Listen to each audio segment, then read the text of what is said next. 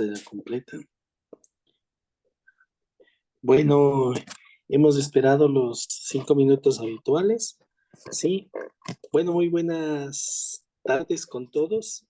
Primero, desearles un feliz 2024, aunque ya estamos por finalizar enero, pero como grupo de Geometría Ecuador, iniciamos el día de hoy las conferencias del año 2024. Sí, agradecemos a todos por su presencia. Queremos contarles que este es un año de retos para el Grupo Geometría Ecuador. En el mes de abril tendremos un encuentro de geometría que se va a llamar Geometría en la línea ecuatorial. Y en el mes de septiembre desarrollaremos una escuela de geometría conjuntamente con Amaro, de quien formamos parte como grupo de investigación. Ya, bienvenidos en esta ocasión. Agradecemos a Oscar Lazo, sí, quien es también parte del grupo Geometría Ecuador, quien va a dar el inicio a las conferencias del 2024 y nos va a hablar sobre las ecuaciones del grupo de renormalización en teoría de cuerdas. Bienvenido, Oscar. Oscar es investigador de la Universidad de las Américas también. Bienvenido, Oscar. Muchísimas gracias por aceptar la invitación. Sí, y el auditorio es tuyo. Gracias, Oscar. Gracias, buenas tardes. Y gracias también por la oportunidad para hablar un poco de geometría y de matemáticas, ¿sí? Y de física hoy día también. Ok, uno de los objetivos que me he planteado con esta charla, especialmente enfocado en el diverso grupo de personas que nos están escuchando, de distintos enfoques, digamos así.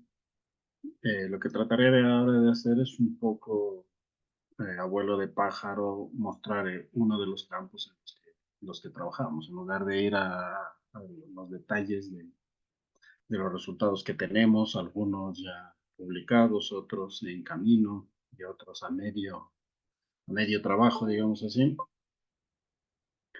Pues lo que quiero es un poco que se entienda de dónde sale todo esto, ¿sí? Y un poco la motivación física. Y por eso le he llamado a esta charla las ecuaciones del grupo de renormalización en la teoría de cuerdas. Pues como ustedes ven, para los que no les es familiar esto, ya el grupo de renormalización es un campo en sí mismo, ¿no? Estudiar. Y luego, pues, aplicarlo a la teoría de cuerdas, pues que es otro campo en sí mismo. Entonces, hay muchos prerequisitos, digamos. Entonces, para no irnos directo al grano y a los resultados ya publicables y esto, vamos a empezar bastante atrás y así darles una perspectiva y también hablar un poco de problemas abiertos, que es en lo que se puede trabajar, de problemas tanto en física como en matemáticas que todavía son o que no han sido resueltos. Ya, entonces, bueno, es una introducción, ¿sí? Pero lo que más suelo aclarar, digamos, es esta parte de aquí, ¿no? Todos hemos escuchado alguna vez de geometría riemanniana, aunque en muchos lugares no es un curso de pregrado, pero más o menos tenemos una idea de lo que es. Luego ya no tanto geometría subriemanniana, no es tan común verla, a menos que ustedes se dediquen a trabajar en eso. Y luego viene la geometría lorentziana, que eso ya más se aplica en física, ¿no? Entonces nosotros nos estaremos moviendo en estos campos. Y aquí es importante notar o saber siempre con qué métrica estamos trabajando, porque un espacio lorentziano globalmente es completamente diferente de riemanniano, ¿ya? Y la física va sucediendo en unos espacios determinados, pero luego nos salimos de esos espacios para la matemática, calcular cosas, luego nos regresamos, entonces siempre hay que saber en qué espacios estamos trabajando y las propiedades de esos espacios. Más adelante ya veremos que es súper importante porque luego nos interesa el comportamiento de estos espacios en sí mismos. O sea, ya no solo una partícula moviéndose aquí, sino ese espacio mismo, cómo interactúa con la partícula, cómo se cuantiza y esas cosas. Es súper importante, ¿no? Eso voy a enfatizar todo el tiempo. Pero antes de ir a eso, pues algo de teoría de cuerdas. Sí. Y bueno, aquí he puesto un resumen, hay muchísimas cosas más, mucha física aquí, pero este es un resumen más o menos de las propiedades que nos llevan a creer y a estudiar. Sí, luego ya haremos una introducción a lo que es. Pero por ahora voy un poco a discutir cada una de ellas para que más o menos nos ubiquemos por qué es importante, ¿no? Pues la primera es que la teoría de cuerdas es una teoría de la gravedad. ¿Sí? ¿Qué significa esto? Significa que unifica las teorías, la teoría de la relatividad de Einstein con la mecánica cuántica. Ese ha sido un problema, es un problema, de hecho, que sigue abierto, ¿no? Es el santo grial de la física. Y se cree que la teoría de cuerdas es una teoría de gravedad cuántica. ¿Por qué? Cuál es el inconveniente? Cuando nosotros hacemos mecánica cuántica, como lo que nos enseñan en física en la licenciatura, por ejemplo, describimos el movimiento, las funciones de las funciones de onda, de los electrones, de los protones, más o menos, calculamos densidades de probabilidad, y con eso funciona, o sea, funciona bastante bien, se explica bastante bien en el mundo de esa escala, y hasta ahí todo perfecto. Pero por otro lado, tenemos la relatividad general, que en cambio nos describe el comportamiento del espacio-tiempo, ¿sí? De las partículas en el espacio-tiempo, y que no tiene nada de cuántico. Una teoría completamente clásica y describe a gran escala el universo. Entonces, lo que los físicos siempre se han preguntado es, ¿habrá una versión cuántica de la gravedad? Es decir, ¿cómo se comporta la gravedad a escalas muy. Entonces, históricamente lo que se ha hecho es simplemente descartar, es decir, a la escala de un electrón, la masa del electrón es tan pequeña que prácticamente la gravedad es despreciable. Y entonces me quedo con el resto de interacciones, hago todo lo que se conoce como el modelo estándar del universo, que es una teoría cuántica construida a sí mismo, y me olvido de la gravedad y así ha ido avanzando. Pero hay problemas en los que se requiere claramente la existencia de una teoría cuántica, pero nadie la conoce. Entonces, se cree que la teoría es una teoría cuántica, ¿verdad? Y por eso es que es tan importante estudiar. La segunda cosa es que la teoría de cuerdas podría ser la teoría de gravedad cuántica. ¿Sí? Es decir, esa misma teoría, o sea, no, no alguna variante ni nada, no, sino esa teoría podría ser. ¿Ya? Ahora, el problema es que, claro, no provee predicciones para la física de bajas energías, que es el mundo en el que nosotros vivimos, ¿no? Entonces, esta teoría, imaginemos que predijera de alguna manera la masa de alguna partícula o alguna propiedad a nuestra escala, entonces ahí sí podríamos todavía considerar trabajarla todavía más. Pero el problema es que hasta ahora lo único que ha predicho es una gran cantidad posible de física, ¿no? Y generalmente pues todo viene interrelacionado o dependiente de las dimensiones extras en las que se trabaje, que eso vamos a ver que son en principio una ayuda matemática, pero en física un problema, ¿no? Porque todos sabemos que este universo en el que vivimos tiene 4 dimensiones, 3 espaciales y una temporal. Entonces, de la teoría de cuerdas tiene que aparecer ese espacio-tiempo, 3 dimensiones espaciales y una temporal. No, la otra cuestión es que la teoría de cuerdas no solo, ¿sí?, permite o no solo se ayuda a estudiar gravedad cuántica y todas esas cosas, pero también perspectivas en teorías gauge, ¿sí?, teorías cuánticas de campo. Uno de ellos, y el más importante que lo señalo aquí, pues es la que apareció en teoría de cuerdas, es la dualidad AD-CFT, donde AD es un espacio anti de Sitter, que es dual a una teoría conforme. Esto ya es un campo súper desarrollado y dinámico de la física, pero originalmente AD-CFT, que es la conjuntura esta de Maldacena, apareció desde teoría de cuerdas. O sea, esa es una de las cosas que la teoría de cuerdas le ha dado a la ciencia, digamos, al conocimiento actual. Ya, pero eso es uno, actualmente hay varios. ¿ya? Pero también la última parte es que la teoría de cuerdas provee nuevos resultados, ¿ya? Y esto también es importante. Hay muchos resultados que prácticamente se han encontrado en la teoría de cuerdas, directamente. O sea, nos dan maneras de lograr ciertas demostraciones, ¿sí? Que originalmente no tenían ninguna, digamos, inspiración en la física, la demostración, pero al aprender teoría de cuerdas y estas cosas, hubo gente que utilizando ahora sí conceptos físicos fue capaz de lograr la misma demostración.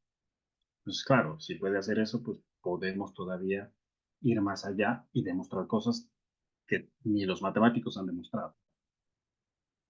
¿Ah? Y ha pasado, hay algunos casos y por eso sigue desarrollando tanto, ¿no? Entonces ya es igual un campo per se y tiene muchas cuestiones abiertas. Ahora, claro, es tan complejo, y aquí estoy poniendo un ejemplo, que es la mirror symmetry, una relación, ¿no es cierto?, entre las variedades de cada diálogo.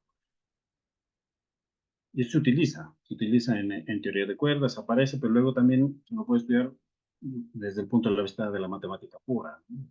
De ver qué propiedades tiene esta simetría, cómo se clasifican las variedades de Calabi-Yau y ese tipo de cosas. Alguna charla también en este grupo se hizo acerca de eso, ¿no?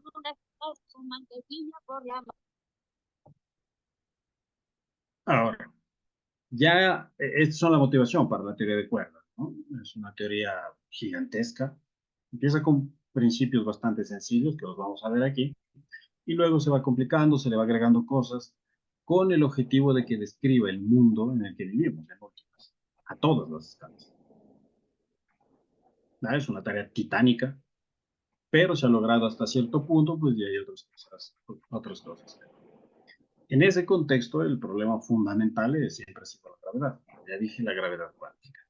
Ya entrando en términos ya físicos, digamos, propios del campo, lo que sabemos es que la gravedad no es renormalizable. Y claro, ¿qué significa no renormalizar? O sea, resulta que cuando nosotros cuantizamos los espacios, ¿qué es cuantizar? Prácticamente es imponer unas condiciones sobre ciertos operadores. En mecánica cuántica es así. Por ejemplo, si yo tengo la electrodinámica clásica y quiero hallar la versión cuántica de la electrodinámica, lo que hago es imponer ciertas restricciones sobre los operadores clásicos y les obligo a que se satisfagan, por ejemplo, ciertas relaciones de conmutación. En ese instante obtengo una teoría cuántica. Igual hay una formulación matemática de la cuantización que todavía no está completa, pero que se está haciendo. Sí, por ejemplo, se llama cuantización geométrica, pero uno de los resultados dice que cuando yo pongo los postulados desde cero, ¿no? Para tratar de cuantizar un espacio, en lugar de obtener un espacio de Hilbert, que es lo que yo uso en mecánica cuántica, now tengo un espacio de Fréchet.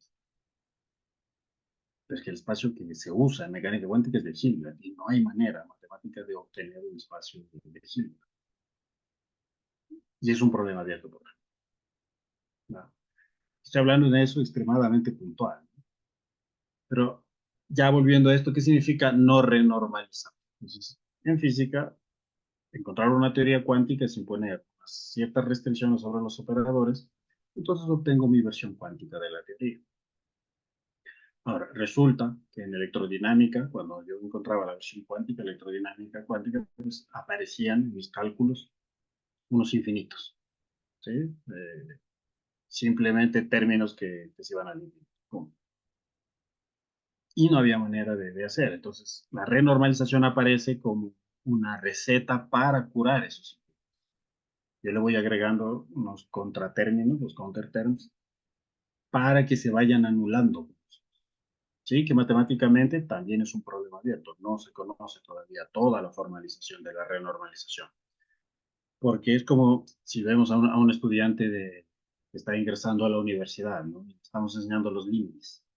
Y le decimos que tenemos un límite que me da infinito, Lo que el estudiante debe hacer es tratar de levantarlas. Pero la renormalización es como si yo, si tuviera mi respuesta es más infinito, es como si yo le agrego menos infinito y se me corta. Y entonces, cuando recién salió esto, nadie lo quería aceptar porque eso no tiene sentido matemático. Pero explota cuando, haciendo eso, se logra renormalizar la electrodinámica cuántica, desaparecen completamente esos infinitos, que era una teoría muy bonita, muy compacta, pero cuando se van a medir, es decir, en los colisionadores de partículas, resulta que esos cálculos dan una precisión abismal, hasta 17 decimales. Y entonces ahí empiezan a tomarle en serio la renormalización. Y desde esa época, ya más de 30, 40 años, ya no sé cuánto, se ha tratado de construir un modelo, o sea, una formalización matemática de la renormalización. Y hasta ahora no se conoce. Ahí es un problema abierto, ¿no? O sea, formalizar claramente cómo hacer los espacios donde está definido, las cotas y todo eso, y mostrar que en realidad la teoría se renormaliza. Nada, eso en las renormalizables. Ahora, el problema es que la gravedad ni siquiera es renormalizable. O sea, no tenemos teoría de renormalización, pues que aparte la gravedad ni siquiera es renormalizable. Le pongo los términos que le ponga, le haga lo que sea, los infinitos no desaparecen y se mantienen. Y ese es el primer problema, que es conocido, todos saben qué es eso porque hay gente que se lo ha calculado, ¿no? El segundo problema son las singularidades de otro tipo, porque la gravedad tiene unas singularidades que son las que están en el interior de los agujeros negros, singularidades de curvatura, ¿no? Y esas también son problemáticas. Si yo estudio la relatividad general sin necesidad de introducir mecánica cuántica ni nada, las singularidades que aparecen ahí, que son singularidades de curvatura, predicen el mismo colapso de la relatividad general, es decir, no funciona hasta un momento, hasta antes de la singularidad. Y eso tampoco ha habido manera de estudiar. Entonces, estudiar este tipo de cosas, las singularidades, que pueden estar en la parte cuántica, en la parte de espacio-tiempo, y ver cómo levantarlas, cómo estudiarlas, pues es todo un trabajo, ¿no? Y bastante cosa. Pero estos son los problemas sencillos, porque conocemos qué son estos problemas. Y por eso abajo le he puesto que la gravedad es bastante extraña y hay que tener bastante cuidado. Y esta frase lo resume claramente, ¿no? La teoría tiene un número más o menos grande, ¿sí?, de incógnitas que no se conocen, ¿no?, que ni siquiera sabemos que son incógnitas. Porque, por ejemplo, no sabemos cómo renormalizar la teoría, es una incógnita ahí, y sabemos que hay que renormalizar y sabemos que la gravedad con los métodos que conocemos no se puede. Ya, es un problema, lo hemos identificado. Lo mismo con las singularidades. Pero es que en los cálculos luego se ve que aparecen cosas que ni siquiera entendemos. Y mucho tiene que ver en que lo que estamos haciendo pues es a ciertas energías y cuando nos vamos a otras energías se empieza a, incluso la renormalización también cambia a otras energías. Entonces, lo que nosotros conocemos como renormalización ahora es un caso muy particular de algo mucho más grande, ¿no? Y por eso le he puesto ahí que sí, parece que lo que nosotros conocemos como renormalización es un caso particular de un proceso muchísimo más grande que absolutamente nadie conoce y que se lo está buscando, ¿no? Ok, ya para ir un poco en materia, estoy leyendo el chat que han escrito, que es una buena pregunta. Al final hablaré un poquito más, pero es importante ahora mencionar algo que dice, ¿cómo se demostró matemáticamente que la gravedad no es real? Bueno, lo que se hace es directamente calcularse las amplitudes por ejemplo, de la interacción de partículas con campo gravitatorio y se empieza a calcular los diagramas de Feynman, ¿no?, todas las interacciones posibles. Y entonces se va sumando sobre todas las geometrías posibles. Hay varias maneras de cuantizar. La más potente creo que es usando integrales de camino, ¿no? Y entonces llega un momento en que tengo que agregar estos counter terms. Y en ese momento, cuando se agregan, se ocultan los infinitos, pero aparecen. Y la razón principal es que los gravitones, que son las partículas masivas que median la gravedad, interaccionan consigo mismos. Y cuando aparecen esos, la teoría no era más. Más o menos así, pero hay que hacerse los cálculos. El problema es que conocemos la teoría sobre orden perturbativa, es decir, a primer orden hicieron los cálculos, funciona, a segundo orden no funciona, y ahí muere. Y agregan otro término, vamos, a primer orden funciona, a segundo orden funciona, a tercero no, desechamos, agregamos otro término. El problema es que hay que demostrar la orden infinito y no conocemos. O sea, hay problemas por todos lados. Pero bueno, ya entrando en materia, un poco he puesto aquí una introducción de cosas que se conocen, sí, pero que es importante entenderlas para saber lo que es la teoría de cuerdas y luego ver qué es en lo que estamos trabajando. Por ejemplo, aquí lo que he escrito es la acción de una partícula relativista, una partícula puntual, que todavía no hay cuantas. Una partícula que se mueve en un espacio-tiempo. Esa acción, ¿sí?, que es un funcional directamente que se extremiza utilizando, por ejemplo, las ecuaciones de Euler-Lagrange, podemos encontrar las ecuaciones de movimiento provenientes de ese funcional. Sí, que ustedes hacen una analogía solo para hacer ese acuerdo en el mundo clásico, ¿no? No partículas en espacio-tiempo ni nada. Simplemente energía cinética, energía potencial, la que todos hemos visto en la secundaria. Esa acción para una partícula clásica es simplemente la energía cinética menos la energía potencial. Aplican ecuaciones de Euler-Lagrange, es decir, cálculo variacional, encuentran la función que extremiza SS y lo que va a aparecer son las ecuaciones del movimiento. Si hacen ese ejercicio, que es súper sencillito, lo que van a encontrar es que las ecuaciones del movimiento son la segunda ley de Newton. O sea, la segunda ley de Newton se puede encontrar como usando principios variacionales, ¿no? Entonces, eso es extremadamente importante en física y aquí es igual. O sea, yo tengo SS, que es un funcional, ¿no? Hago la variación de ese funcional, que si quieren matemáticamente es una derivada de la TO, y entonces encuentro unas ecuaciones del movimiento. En este caso, bueno, ahí falta un igual, es x punto mu es igual a la derivada de x mu con respecto a tau. Tau es un parámetro, ¿no?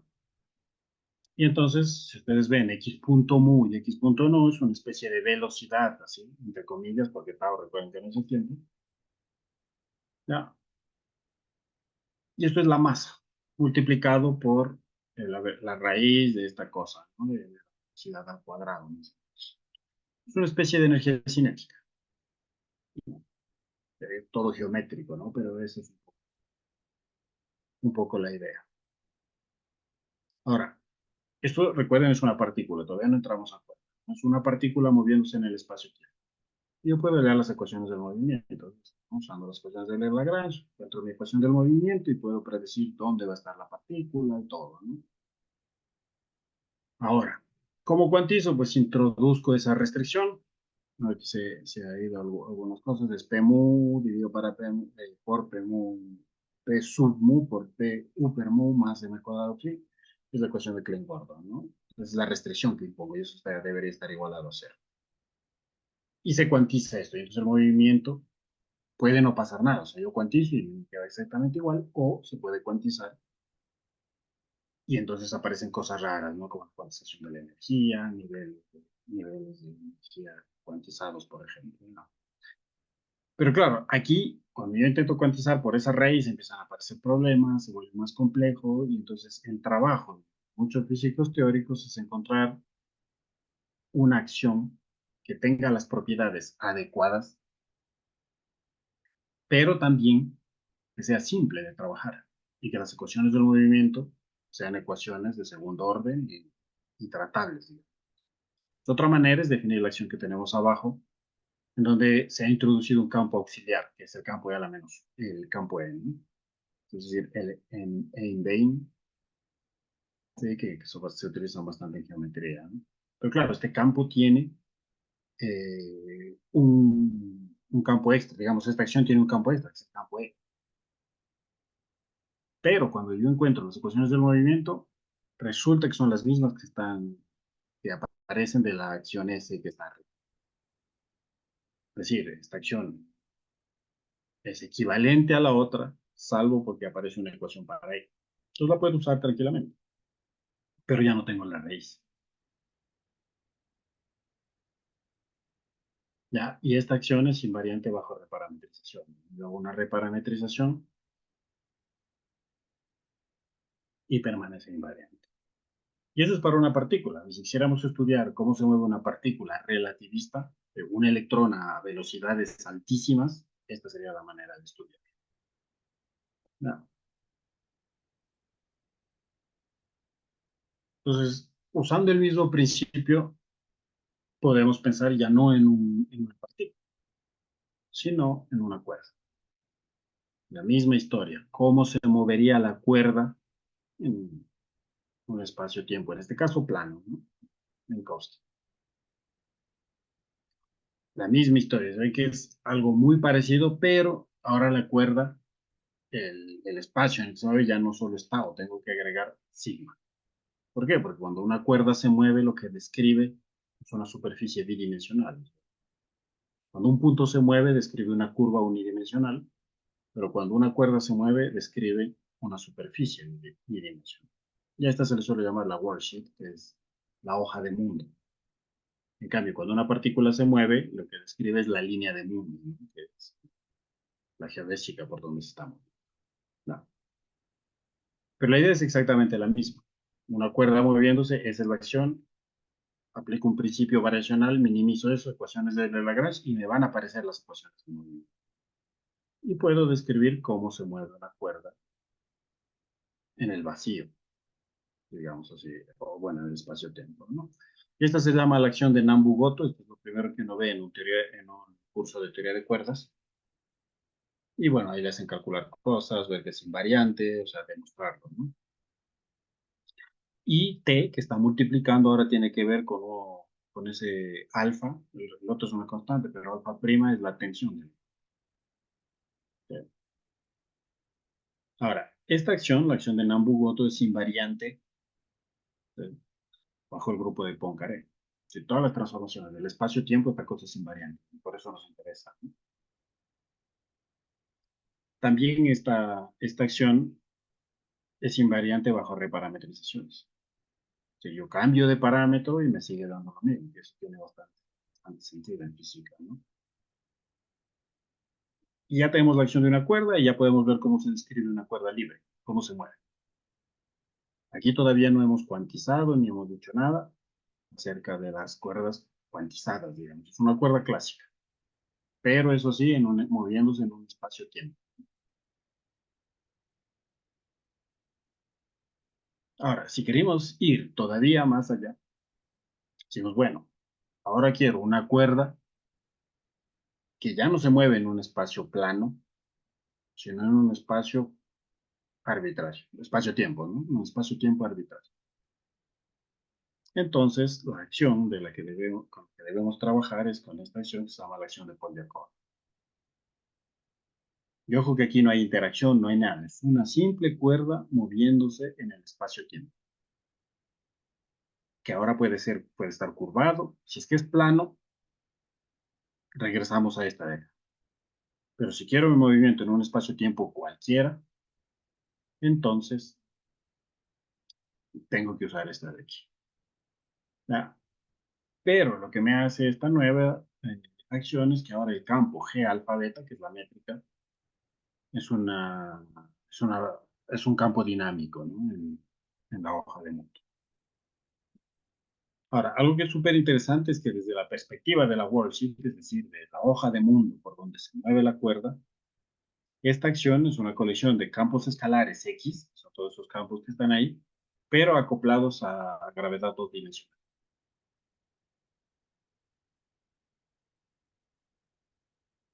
Y eso es súper interesante, ¿no? Si yo hago las ecuaciones del movimiento, obtengo las ecuaciones que están ahí. Si encuentro las ecuaciones del movimiento, ¿sí? Bueno, el X debe ser mayor, no subíndice.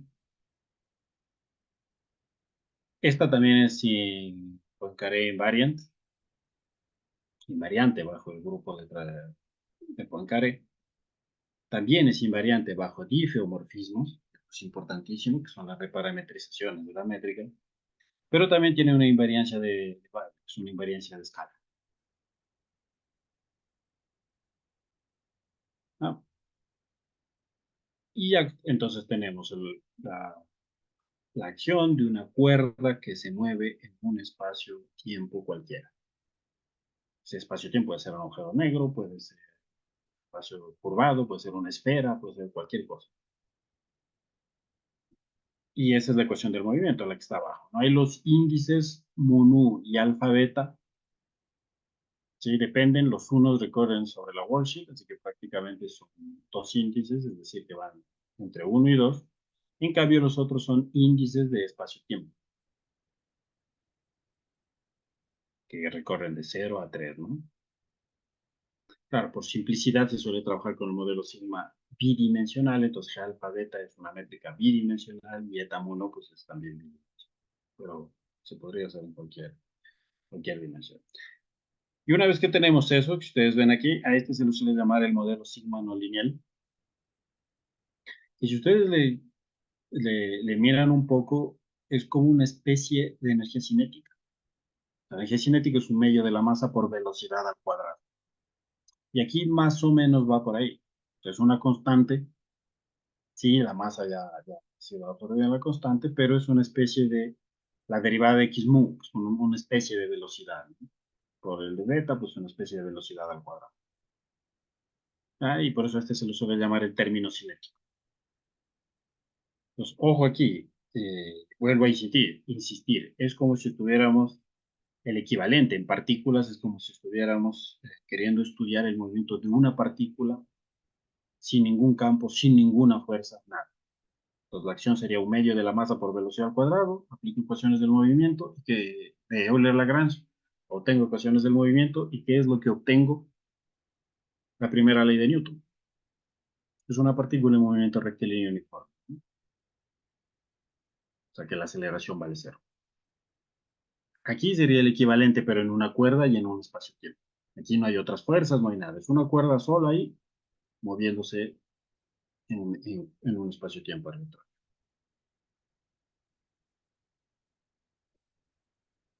Ok, entonces ya ese modelo, pues ya se lo puede estudiar matemáticamente. Se ha estudiado también, hay un montón de papers acerca de esto, todavía hay algunos problemas abiertos. ¿Sí? Pero aquí viene la parte en donde tenemos que tener claro qué es una métrica riemanniana, qué no es, ¿sí? Cómo estamos trabajando. Por ejemplo, la métrica que describe el espacio-tiempo. La métrica que describe el espacio-tiempo es una métrica lorentziana. Pero luego tengo otra métrica, que es la métrica que describe el movimiento de la cuerda, la worldsheet, que esa es una métrica riemanniana. Y luego tengo estos phi, que es un mapa entre esta superficie y esta variedad riemanniana, ¿no? Pues claro, cuando se mueve, por ejemplo, la cuerda, me genera una hoja de mundo, y esa hoja de mundo ahí no hay tiempo, ¿no? Son dos coordenadas, tau y sigma, entonces es una variedad riemanniana.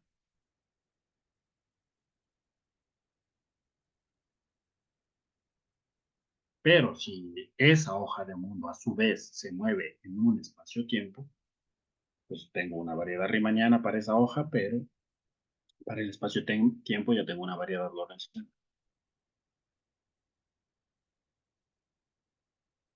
¿Ya? Y en NG pues se llama el espacio el target space, ¿no? Y eso puede ser cualquier cosa.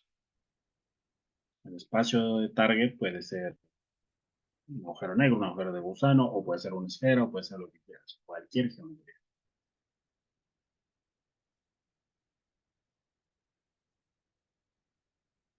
Y generalmente se asume que ambas superficies, la variedad riemanniana de target y la superficie de worldsheet son compactas, orientables, sin frontera, ¿sí? Y estos pues, son espacios infinitamente diferenciables, ¿no?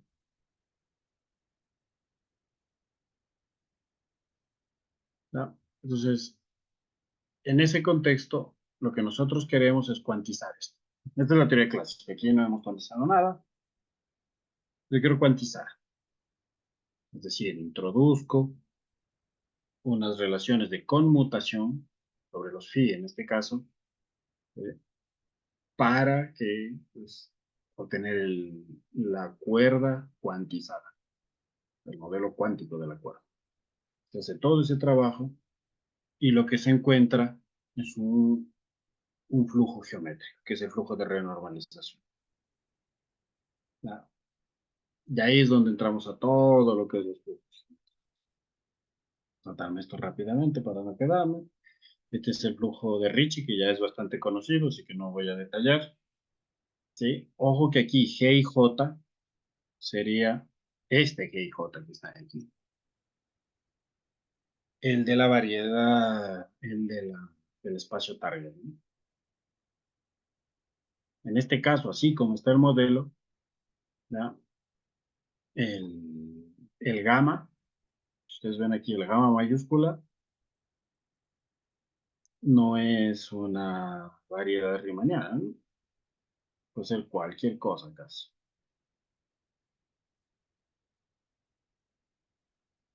No. Pues al final lo que se obtiene es una especie de ecuación para el G y J, que es el target space. ¿Y qué es lambda? Lambda está relacionado con la energía. ¿Por qué? Porque cuando nosotros cuantizamos, estamos hallando la versión, como su nombre lo indica, cuántica, ¿ya? Que si hacemos una especie de analogía, es que tengo algo que desde escalas o desde muy afuera se ve continuo, ¿no? Pero conforme yo me voy yendo más adentro, más adentro, más adentro, aumento la energía, voy bajando las dimensiones cada vez más pequeño, resulta que eso no ha sido continuo, que ha sido discreto. Pues, por ejemplo, una tela, ¿no? Una superficie, si yo la veo desde lejos parece continuo, pero cuando yo hago zoom en realidad son hilos, ¿no? Formando cuadritos. ¿Ya? La longitud del cuadrito, ese es mi cutoff, es decir, ese es donde tengo que introducir el corte, porque hasta esa escala más o menos puede funcionar, pero pasado eso ya no.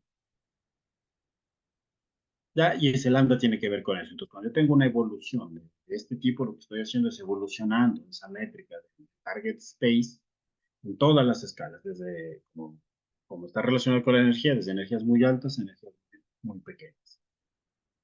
Y quiero ver qué es lo que sucede. Entonces, si yo sé cómo evoluciona G, pues todas las cosas que se construyen con G también lo sé. Y este es un ejemplo, miren, de lo que sale. Ya, igual, solo conocemos a orden perturbativo, ¿no?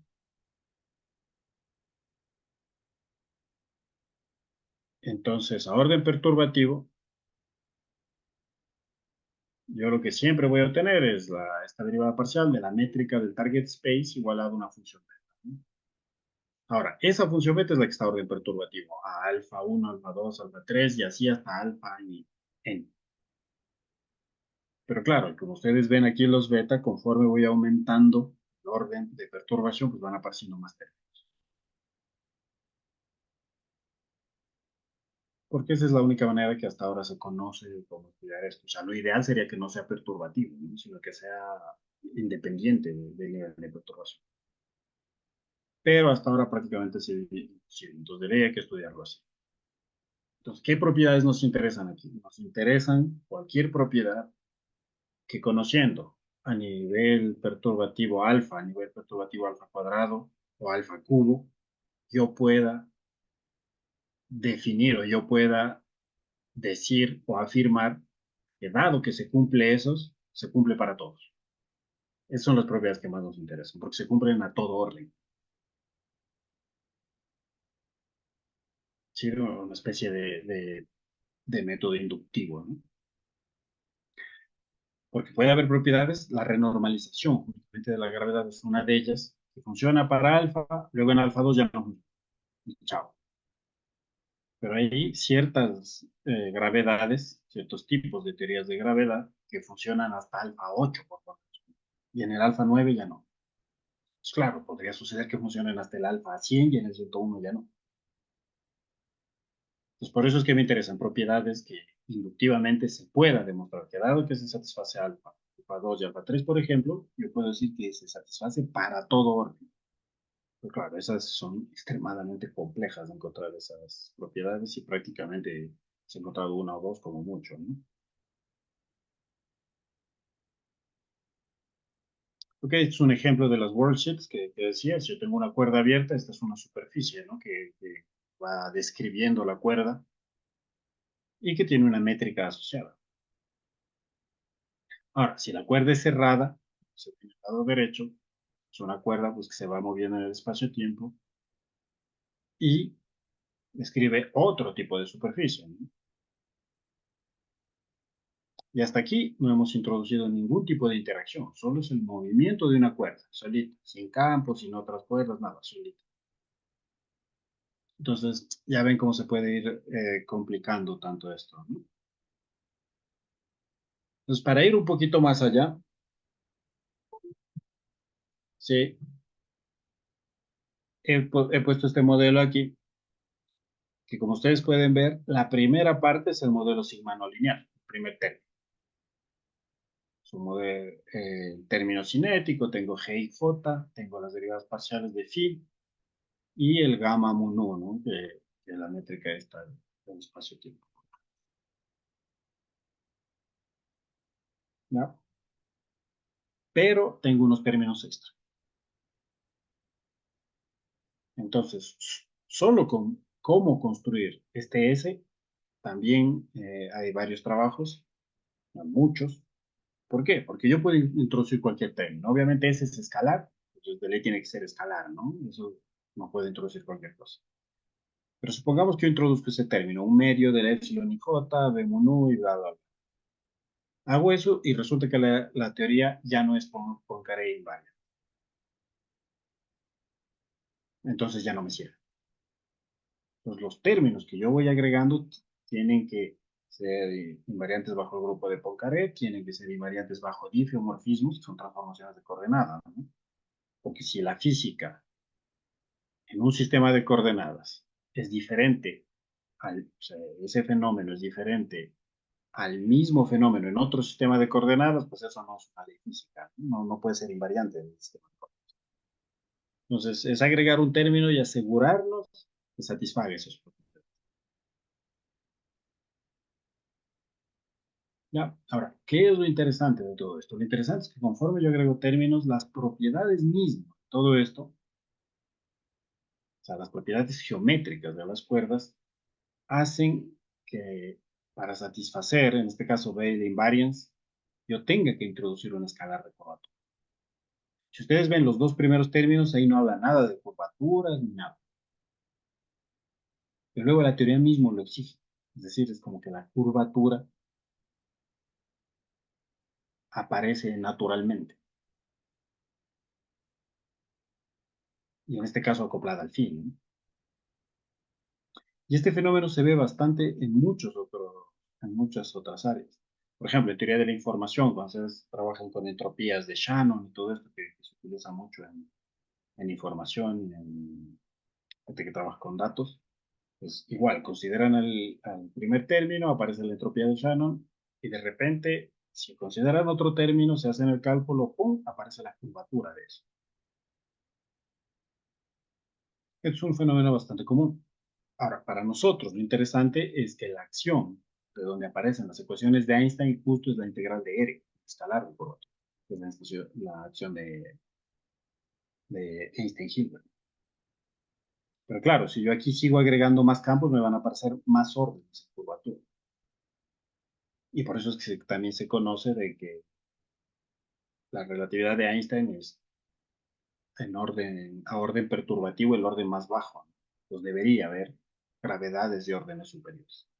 Y hay muchos trabajando en eso, ¿no? En tratar de encontrar la gravedad ahora que satisfaga ciertas propiedades y bla, bla, bla, ¿no? Entonces, miren, otra vez tenemos esto y queremos cuantizar y que aparezcan las ecuaciones del grupo de renormalización, es decir, las ecuaciones que me dicen cómo se comporta toda esta teoría cuando me voy transportando a través de todas las escalas de energía. O sea, cómo se comporta esta a altas energías, cómo se comporta a bajas energías.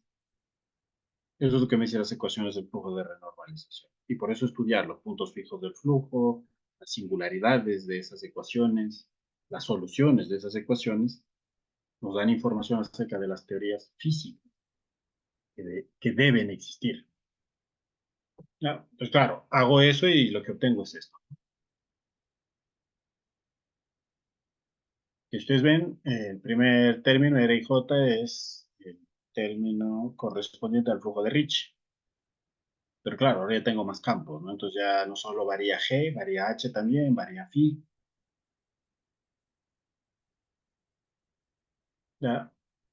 Y bueno, se le hace un pullback y aquí aparece la forma que es más conocida, ¿no? Este se le llama el flujo generalizado de Ricci. Hay un libro completo de esto, Generalized Ricci Flow, en donde se trabajan muchos aspectos y para eso se ha desarrollado o usan la Generalized Geometry, ¿no? Ya que es como una variedad, si yo quiero considerar una métrica de un espacio, que ya no solo es una variedad riemanniana, sino que aparte incluye ese H, que es un campo que está acoplado, la variedad que engloba todo eso es una variedad generalizada y se puede calcular su curvatura, se puede calcular todas las propiedades de las variedades, pero son variedades generalizadas porque ya no solo es la parte geométrica que todos entenderíamos, ¿no? Y claro, estudiar esto cada vez se vuelve más complicado porque aparecen más términos, estas ecuaciones están acopladas. Entonces, estudiar, por ejemplo, los puntos fijos de esto es súper interesante porque los puntos fijos me dice que ya no hay invariancia de energía, es decir, yo hago variar esa energía y la teoría se mantiene. Entonces, muchos de esos puntos fijos pueden significar modelos de teoría de cuerdas que tengan ciertas propiedades. Entonces, lo que se ha hecho es tratar de utilizar estos modelos, y ese es uno de los proyectos en el que nosotros estamos ya hablando de investigación, y es que en teoría de cuerdas,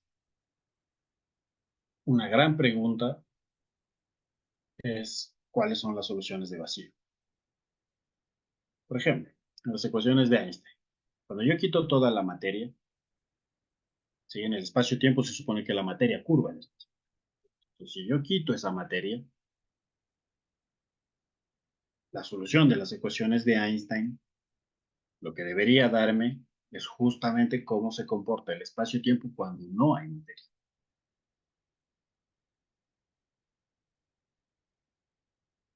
Y a esas se les dice que son vacíos de la teoría, porque son las soluciones de vacío cuando no hay materia. Lo mismo pasa en teoría de cuerdas. Yo puedo considerar soluciones del vacío, pero lo que quiero que me aparezca ahí como el vacío de la teoría, pues es de Sitter, ¿no? Y es uno de los grandes problemas abiertos porque todavía no se conoce cómo hacer para que aparezca de Sitter como un vacío de la teoría. Entonces, de todos estos vacíos posibles de la teoría, me construí un conjunto, me construí una variedad riemanniana de esos vacíos y trato de medir. ¿Para qué? Para estudiar la geometría de esos vacíos. Y de alguna manera matemáticamente demostrar que el vacío en el que estamos, que es uno solo, el de nuestro universo, existe. ¿Por qué? Porque tiene alguna propiedad particular. Imaginen que sea un punto fijo de este flujo. Entonces, este universo existe con ese vacío y por lo tanto con estas leyes que tenemos porque ese vacío en particular es un punto fijo de este flujo. Claro, si hay más puntos fijos, eso nos da la idea de que debe haber otros universos cuyos vacíos son esos otros puntos fijos, ¿no? Pero nosotros no tenemos interacción con ellos. Entonces, estudiar la geometría de los vacíos de la teoría,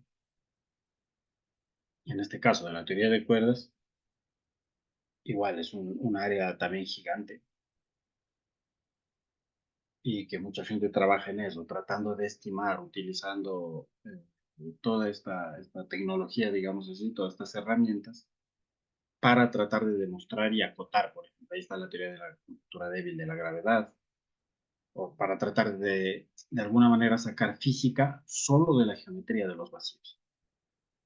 Y ese es uno de los proyectos en el que nosotros estamos trabajando. Estamos utilizando flujos geométricos para estudiar estos vacíos y de alguna manera estudiar la geometría de esos espacios. Obviamente al final tiene que aparecer un único vacío que es de nuestro universo, ¿no? Pero caracterizar esos espacios. Ahora, claro, ese vacío es una variedad de mañana, entonces lo que estudiamos es variedades que están, cuyos puntos son otras variedades. Entonces nos interesa ver las propiedades de eso, ¿no? Curvatura, los puntos fijos de los flujos, soluciones a esos flujos. Y ese es uno de los proyectos en el que trabajamos y en donde estamos involucrando muchísima matemática y la que hay y la que se desarrollará. ¿Sí? Entonces nos interesa escuchar ideas acerca de esto, de cómo atacarlo, de cómo trabajar. Ok, lo vamos a dejar ahí. Muchas gracias. Si alguien tiene alguna pregunta. Bueno, antes de abrir la ronda de preguntas, les pido primero un aplauso para Oscar.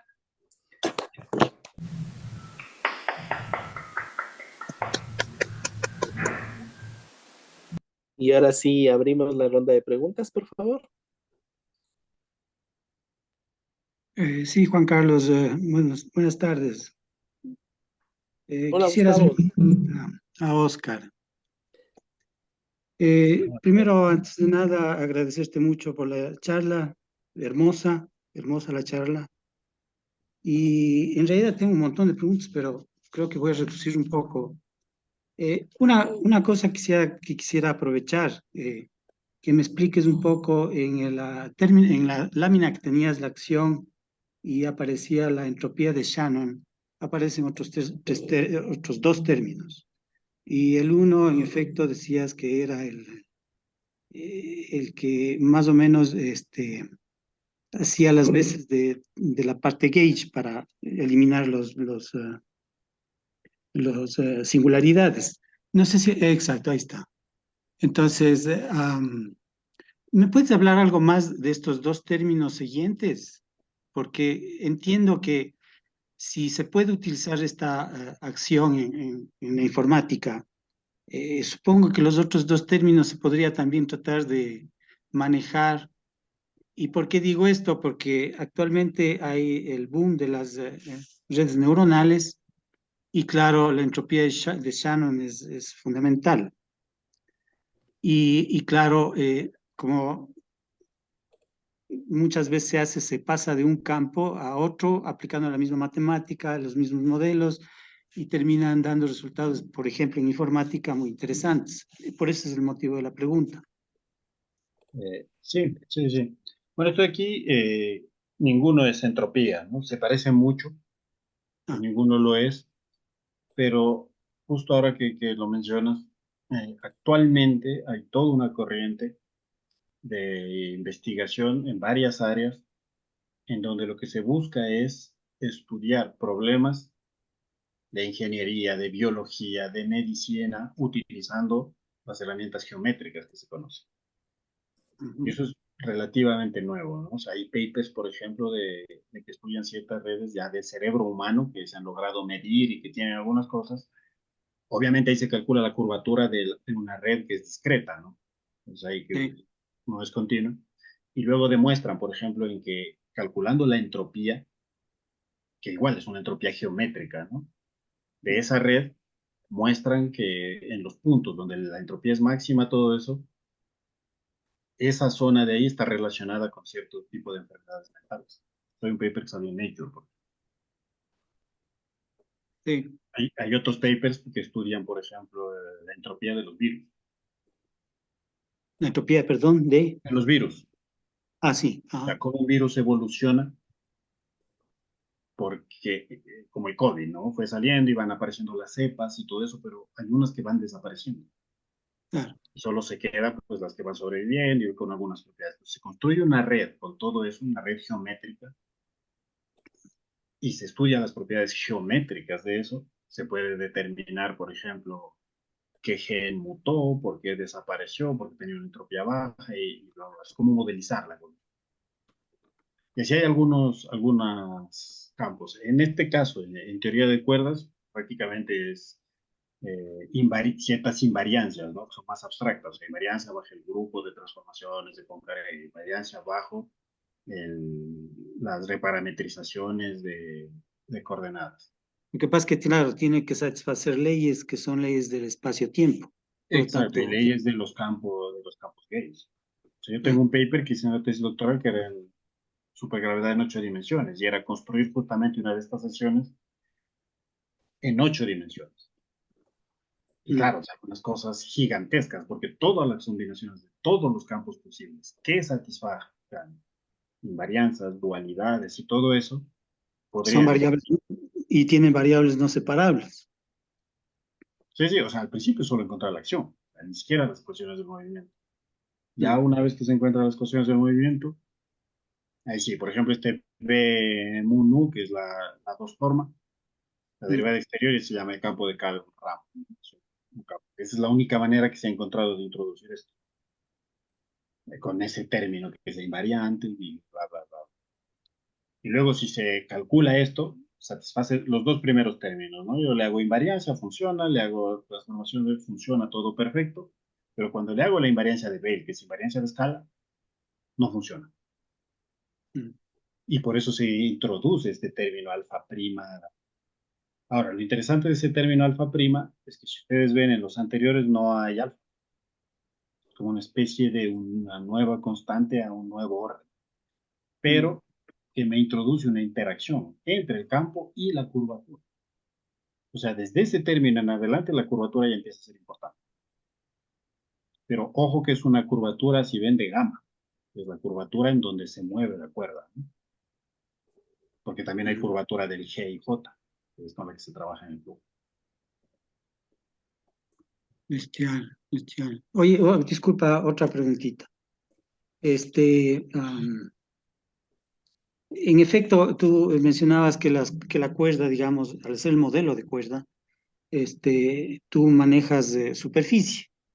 Digamos, con un punto manejas una línea, pero con cuerda manejas una superficie. Y las superficies varían digamos, en las tres dimensiones y en el tiempo.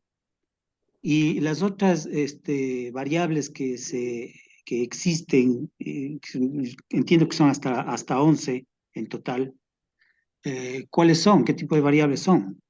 Ah, dimensiones. Es Las una di- pregunta interesante. Si este modelo que lo tenemos aquí, lo cuantizamos, ¿ya?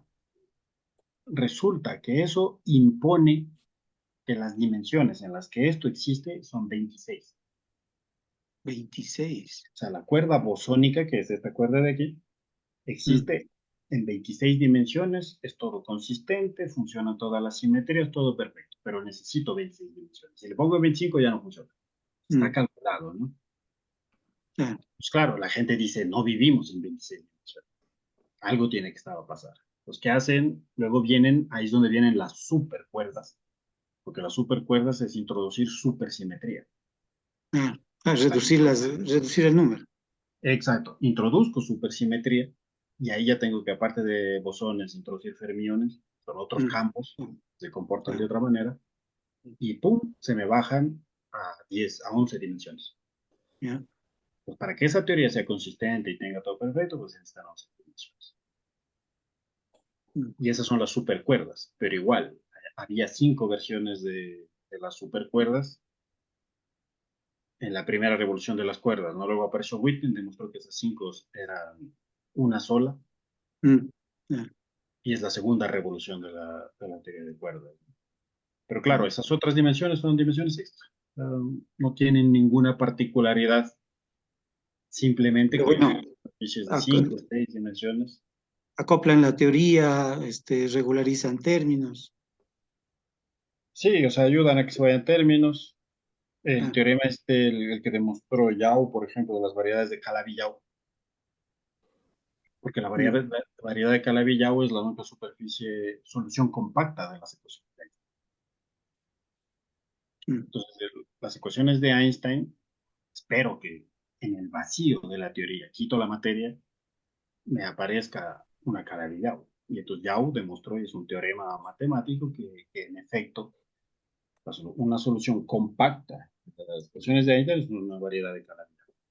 Entonces, ¿qué hace la gente? Dice, bueno, si yo vivo en un universo de 10 dimensiones, por ejemplo, 4 son las dimensiones espaciales que tenemos claro, y temporales. Y las 6 restantes están compactificadas en una variedad de Calabi. mm. Y se calcula y se demuestra que es así, y que la escala es pequeña, por eso no las vemos y bla, bla, bla. Oye, y estas soluciones que están en el espacio anti de Sitter, con las de Calabi-Yau, ¿cómo se relacionan?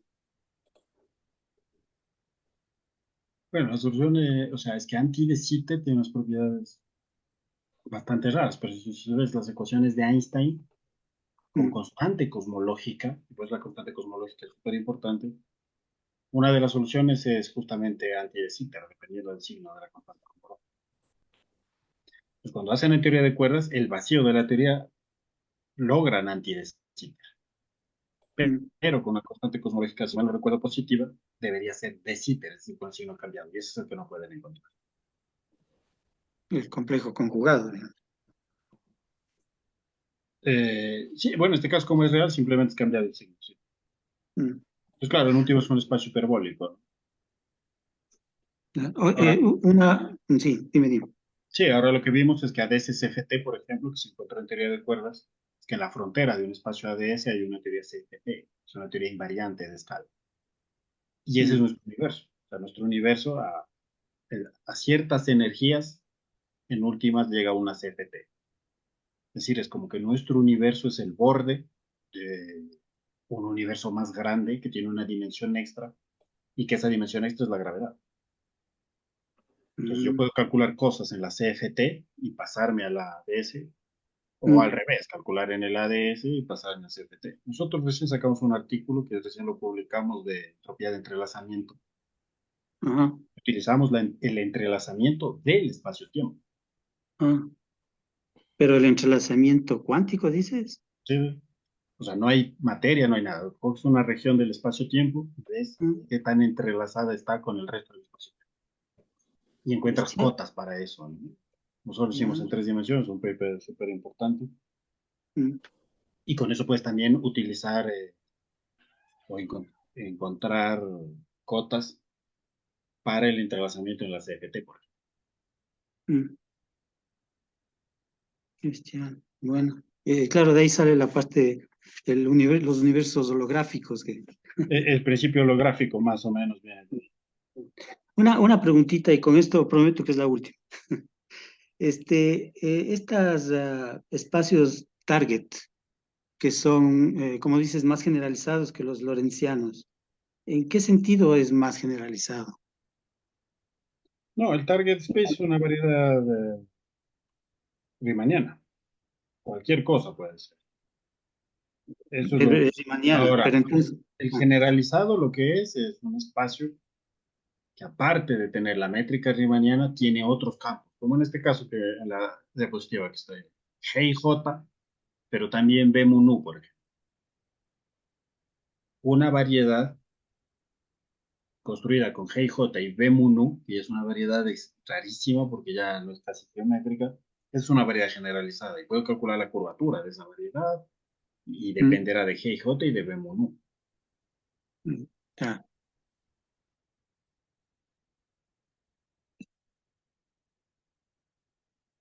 Y en particular esta última parte que me encantó, este último término.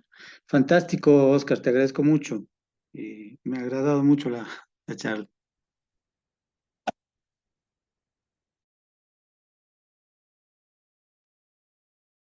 ¿Más preguntas?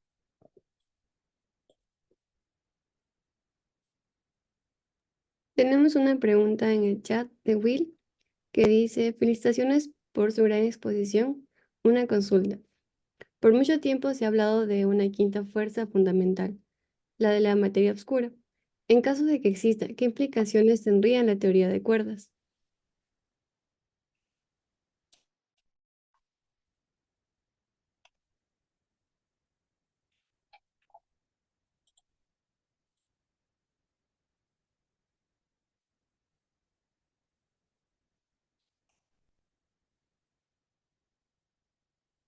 Creo que Oscar se nos salió, se nos cayó Oscar.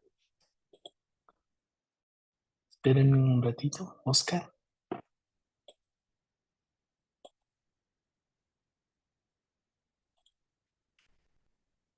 Espérenme un ratito, por favor. Creo que Oscar tuvo algún problema y salió.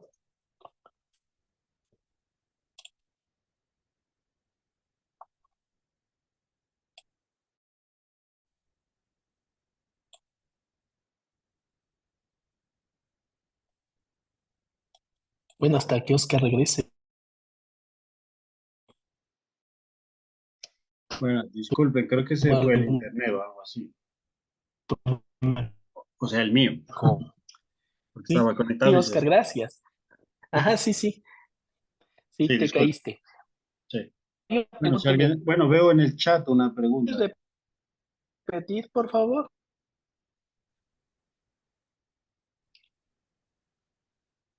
Sí, diría la materia en la teoría de cuerdas. Perdón, no escuché, como que se cortó. ¿A qué implicaciones habría sobre la teoría de cuerdas en caso que se compruebe la existencia de la materia oscura o la antimateria? Ah, o sea, primero si se descubre la... Primero la materia oscura, ¿no? Que es la que se está buscando. La energía oscura todavía es rarísima, pero tiene que ver mucho con la constante cosmológica. ¿Ah? Entonces, en realidad, la teoría de cuerdas es mucho más fundamental y lo que debería tratar de hacer es, usando teoría de cuerdas, uno haga los cálculos, debería aparecer un campo que representa la materia o la energía oscura, pues. ¿Ah? Porque es una teoría fundamental, ¿no? Entonces, desde ahí debería poderse encontrar todo. Pero claro, eso está todavía en verse, hay un debate porque o sea, es muy desde el punto de física de partículas. Si veo que no me dan los cálculos, entonces debe haber otra partícula.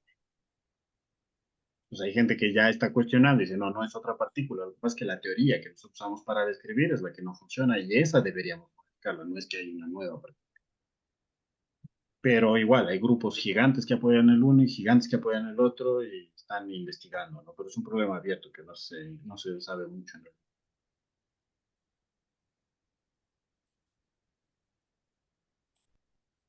Perfecto. ¿Más preguntas?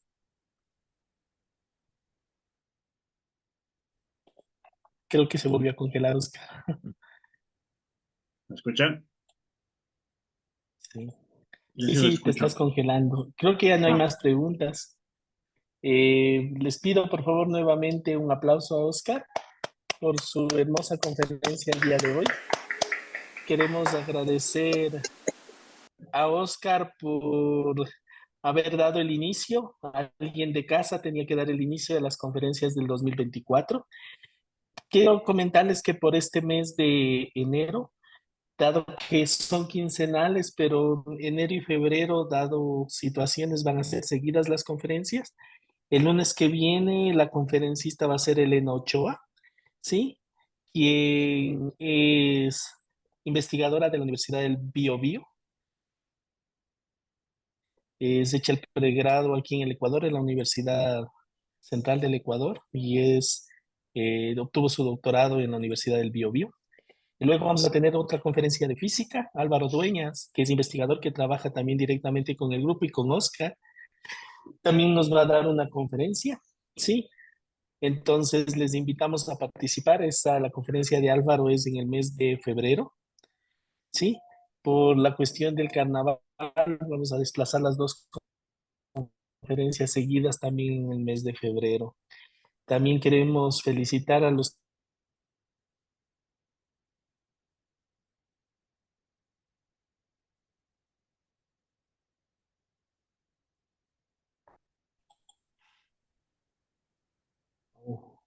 ¿Me escuchan, por favor? Me dejó el internet por fuera. Sí, sí, sí te Sí, escuchamos. sí. Ya, queremos felicitar a los chicos que armaron el club de matemáticas, ¿sí? Y la labor que están haciendo con el apoyo del colega Santiago Achi, quien está dando soporte para formarles en todo lo que es competición en matemáticas. Gracias, Santiago, y gracias a todos los miembros del grupo de geometría por el impulso que vamos a intentar darle este año con los dos grandes eventos o mega eventos que les comenté al inicio. La escuela el encuentro de geometría en la mitad del mundo, que será en el día de iniciales del mes de abril, y la escuela de geometría en el mes de septiembre. Muchísimas gracias a todos. Les esperamos el lunes de la próxima semana. Vamos a tener una conferencia dictada por la doctora Elena Ochoa. Muchas gracias, Oscar. Sí, y Gracias gracias a también. todos. Y gracias a todos por seguir en nuestro tercer año de conferencias, en nuestro tercer año de divulgación científica en el Ecuador. Sí, un gusto a todos, muchísimas gracias. Sí, y un aplauso para todos y gracias por acompañarnos en esta serie de conferencias. Gracias. Sí, Gustavo, te puedes quedar, no te salgas.